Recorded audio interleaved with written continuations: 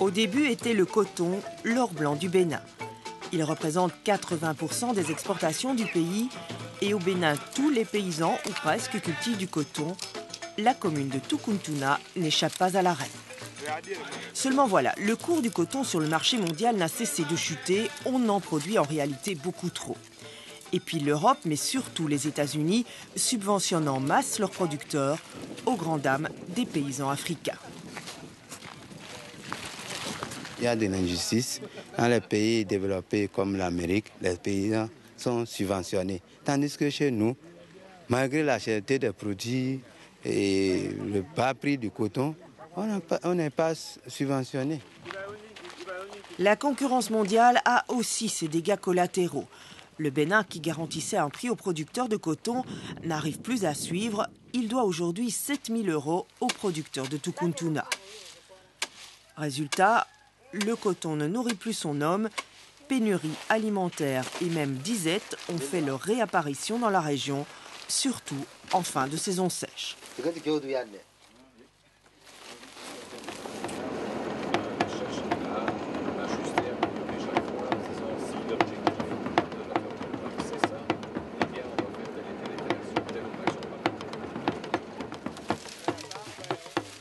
Diversifier la production, c'est donc une question vitale pour Thomas et tous les paysans de Tukuntuna. C'est à ce moment charnière que s'opère la rencontre avec les îles de Paix et que se noue le partenariat. J'étais le président du coton même. J'ai été même le vice-président de l'ISVP. C'était là où on était. Mais on a vu trop la famine qui nous a dérangés à Tukuntuna. Nous avons souffert. Avec notre atelier qu'on avait fait, nous avons choisi le maïs pour se nourrir, pour se survivre, au moins pour trouver encore l'argent pour mettre les enfants à l'école.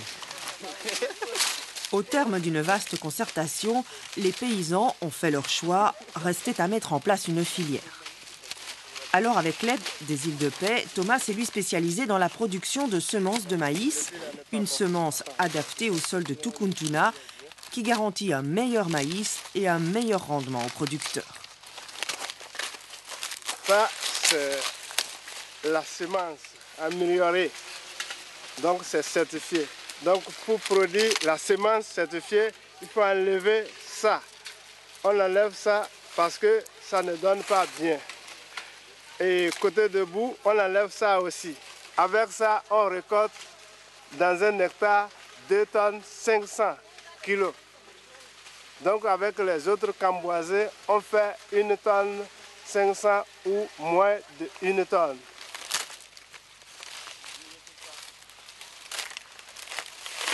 Les semences de Thomas, Mathieu les a adoptées. Et pour encore améliorer son rendement, il s'est lui lancé dans le compostage. Avec l'aide des îles de Paix, il a construit cette fosse, assez d'engrais naturels pour 1 hectare, de l'engrais gratuit. Dans une région où il est difficile de se procurer des engrais pour le maïs, Mathieu en est convaincu, c'est tout bénéfice, démonstration à l'appui. Voyez-vous ici, parce que j'ai mis le fumier, vous voyez comment c'est donné. Ici c'est très bon, plus que là où je n'ai rien mis. Au départ pourtant, Mathieu et toute sa famille étaient plutôt sceptiques. Il a fallu un voyage d'études pour les convaincre. Île de Paix a aidé à organiser une visite d'échange. Ainsi, certains producteurs sont allés à Boukoumé, ils ont vu comment ça se passe là-bas, les fosses compostières, et ils sont venus, on l'a refait chez nous à Tukuntuna. Et maintenant, il y en a beaucoup de fosses compostières dans les villages? Il y a près de 154 fosses, 134 à 154 fosses dans 8 villages que nous accompagnons. Désormais, dans tous les villages de la commune, la scène se répète. Femmes, enfants, vieillards, tout le monde travaille à l'égrenage du maïs. Grâce à la mise en place de techniques simples et peu coûteuses, les paysans de Tukuntuna se sont appropriés cette nouvelle culture. On a presque éliminé le risque d'insécurité alimentaire. Donc ça, la filière maïs a été créée avec ce but en origine. Et on peut dire que dans les villages, qui sont tous les villages de la commune de Tukuntuna qui adhèrent au programme, on n'a plus le risque d'insécurité alimentaire. Ça, c'est déjà très important. Un avis largement partagé par les paysans de Tukuntuna qui désormais ne jurent plus que par le maïs. À leurs yeux, il n'offre que des avantages. Le maïs, on peut le manger et vendre. Mais le coton, on ne peut pas manger un jour le coton, non? On peut le vendre. On vend seulement, il n'y a pas de manger dedans. Sauf l'argent. Et vous préférez avoir à manger que de l'argent? Ah oui, si tu manges à ta faim, tu ne vas pas manquer l'argent. Maintenant, aujourd'hui, avec 2 jours, on va finir la récolte du maïs. Mais si c'est le coton, 1 hectare, on a au moins 3 semaines à récolter le coton sur le soleil. On a fait un compte d'exploitation en comparaison entre les 2 cultures. On a fait et nous avons vu que nous avons au moins 150 000 francs de bénéfices avec le maïs. Alors que vous aviez combien avec le coton? 25 000.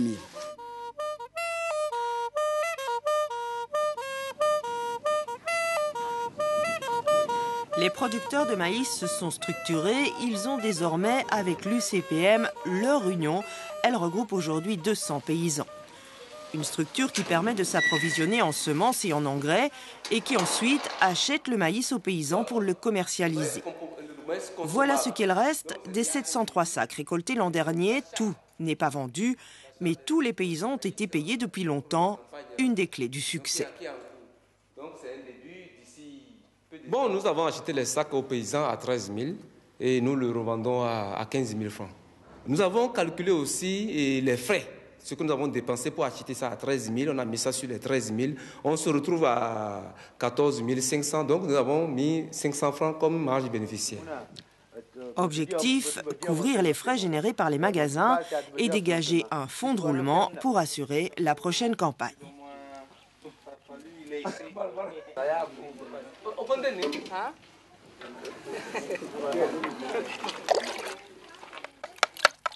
Le maïs est désormais aussi l'affaire des femmes. Celles-ci travaillent à la production de sodabi, un mélange de farine, de maïs et d'eau qui, après 9 jours de fermentation, est chauffé dans un alambic pour être transformé en alcool. La production atteint 300 litres par mois, une affaire qui marche et on comprend pourquoi. Santé, madame. Santé.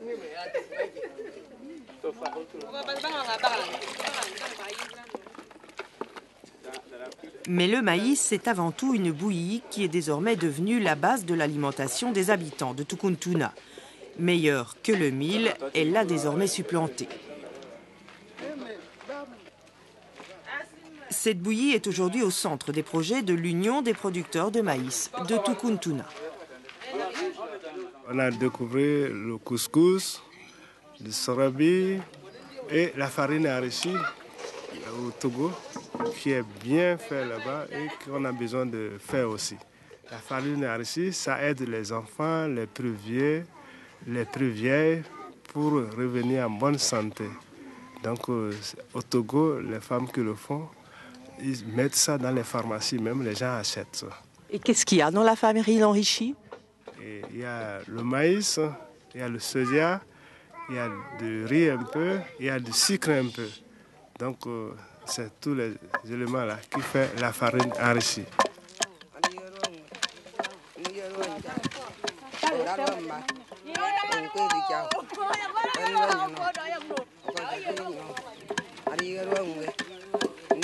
Le maïs se prête à de multiples transformations. Dans ce village, les femmes se sont lancées dans la fabrication de la semoule pour le couscous. Une nouvelle source de revenus, une occasion de diversifier la production villageoise, car ici, à l'image de Léontine, on fabrique aussi du beurre de karité. Cette activité, Léontine a pu la développer grâce à un système de microcrédit initié par les îles de Paix. Léontine a déjà souscrit 5 microcrédits pour un montant total de 200 €, de quoi faire fructifier ses affaires et surtout de quoi faire bouillir la marmite familiale grâce à la vente de ses produits. Avec l'argent que j'économise, je prends une partie pour les achats des fournitures pour mes enfants. Pour aller à l'école, par exemple? Pour aller à l'école. Et diminuer un peu pour la scolarité des enfants aussi, car je suis seule, je n'ai plus de mari avec moi. Donc pour vous, c'était très très important alors le microcrédit? Très très important. On dirait que c'est descendu pour moi seule même.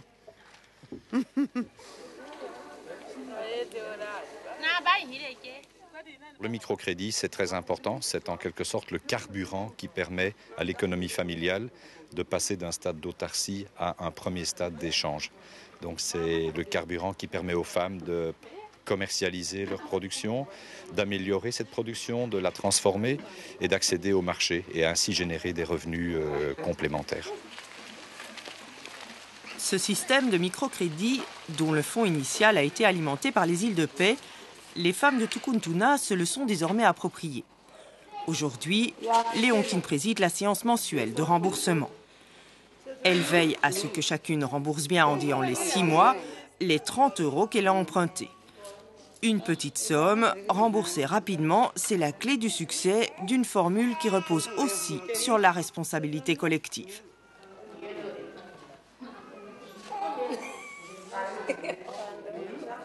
Pour bénéficier d'un crédit, c'est que la femme qui veut avoir le crédit doit venir avec sa marraine. Donc c'est la marraine qui donne la garantie que cette femme va payer. Et elle s'engage au nom de tout le groupement avant que cette dernière ne bénéficie du crédit. Cela permet en général qu'on ait un taux de recouvrement correct, c'est-à-dire autour de 80-90%. Donc c'est la pression sociale finalement. La pression sociale en fait, ce qui fait qu'on n'a pas du tout de problème d'impayés. Pas ou peu d'impayés, le fonds initial est donc à chaque fois réalimenté, ce qui permet d'octroyer de nouveaux crédits. En 2 ans, le groupe des femmes de Tukuntuna a accordé 290 crédits.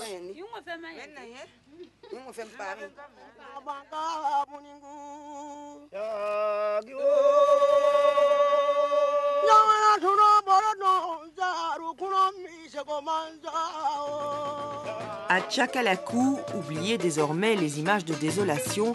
Le barrage est flambant neuf, la digue a été entièrement refaite et la retenue d'eau remplit enfin sa fonction. Les îles de paix ont ici terminé un chantier entamé il y a 13 ans par la FAO et laissé inachevé. Un périmètre cultivable de 8 hectares a ainsi été aménagé. Il est irrigué au départ de la retenue d'eau, de quoi permettre la culture du riz en dehors de la saison des pluies et de bien d'autres choses. L'eau nous a permis de faire le maraîchage. Maintenant, nous sommes en train de faire de la tomate, le piment, le gommo et d'autres légumes. Une nouvelle source de diversification pour les paysans, de quoi renforcer la sécurité alimentaire dans la région.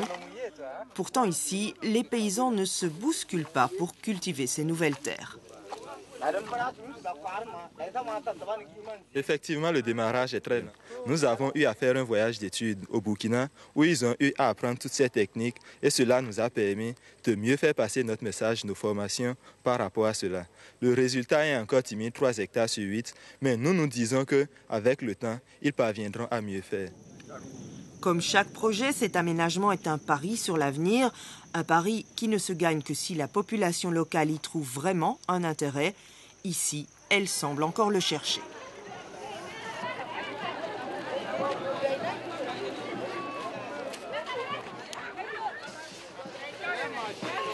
Autre pari sur l'avenir, le développement du marché de Tukuntuna. Plusieurs milliers de personnes s'y croisent. C'est le centre commercial de toute une région. On y vient même du Burkina. Alors, quand le Bénin a décidé il y a 3 ans de décentraliser les pouvoirs et de chercher les communes de leur propre développement, la toute jeune commune de Tukuntuna a décidé d'investir dans son marché et plus particulièrement dans ses bâtiments en dur. C'est d'abord le choix de la population. Parce que le plan de développement communal est participatif. Donc c'est la population, c'est tout le monde qui se réunit pour dire par rapport à nos difficultés, c'est quoi la priorité. Au niveau du marché, aucune infrastructure adéquate. Les populations sont sur les intempéries, puisqu'elles font des appartements de fortune et pendant la pluie, elles sont sous l'eau. Grâce à ces nouvelles infrastructures, le marché est aussi devenu une source de revenus pour la commune de Tukuntuna. puisque désormais, pour pouvoir vendre ici, il faut d'abord payer. Au total, ce droit d'entrée a rapporté 1800 € à la commune. C'est un début, même si clairement ce n'est pas cela qui permet de financer de nouvelles infrastructures. À eux seuls, ces bâtiments ont coûté 45 000 €. En fait, s'ils ont pu être réalisés, c'est grâce à un fonds d'investissement mis à la disposition de la commune par les Îles de Paix, 240 000 € pour accompagner les premiers pas de la démocratie. On contribue à ce que le motto du self-help, c'est-à-dire la philosophie par laquelle nous encourageons les gens à se prendre en charge eux-mêmes, soit éclairé, mais nous ne nous substituons en aucun cas à la responsabilité des pouvoirs publics. Et des investissements comme ceux du marché, c'est un peu en quelque sorte dire aux gens, voilà, il y avait une opportunité à saisir, nous avons contribué à la mise en place de cette opportunité, ce marché modernisé existe, maintenant c'est à vous de jouer.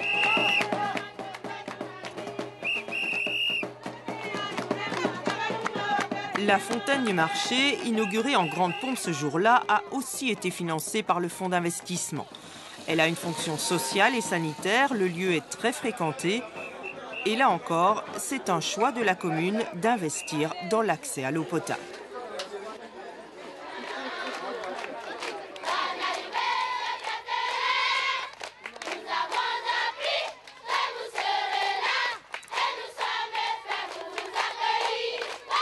D'une inauguration à l'autre, les élèves de cette école de Tukuntuna chantent leur plaisir d'avoir de nouvelles classes. La commune a fait de l'éducation une autre de ses priorités. Elle a décidé de construire 2 modules de 3 classes, coût 41 000 €, financés à 90% par les Îles de Paix, mais cofinancés ici par la commune et même par l'association des parents.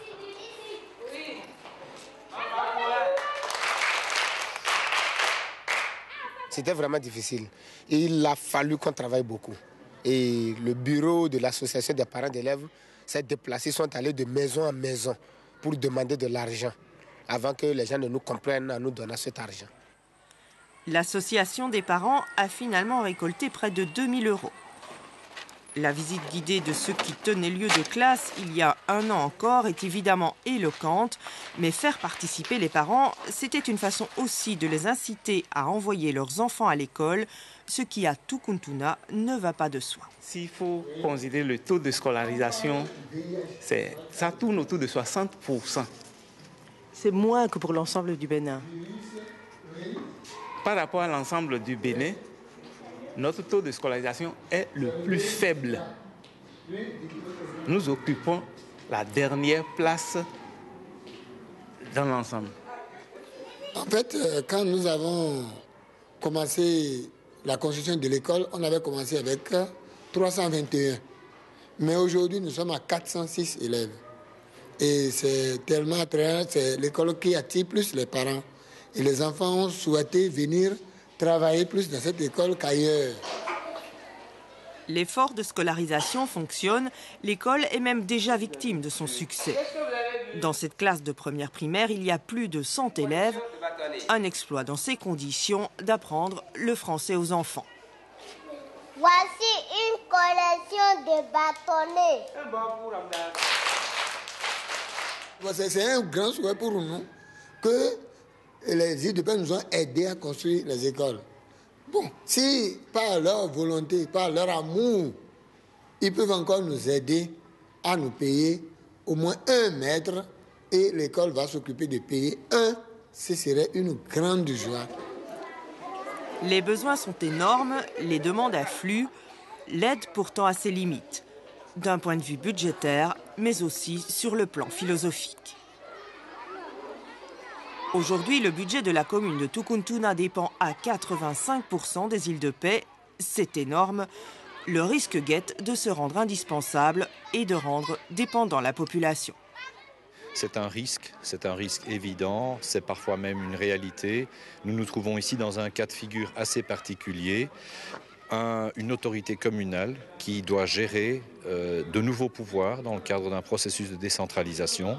Une décentralisation qui se passe à vitesse variable, c'est-à-dire que les prérogatives sont passées en premier, mais les moyens ne suivent pas. Et ces pouvoirs décentralisés ne disposent donc ni de la fiscalité, ni des moyens humains pour gérer correctement toutes les prérogatives qu'ils ont. Et donc, dans cette période de flottement, que nous espérons passagère, je pense que des ONG comme la nôtre ont un rôle important à jouer.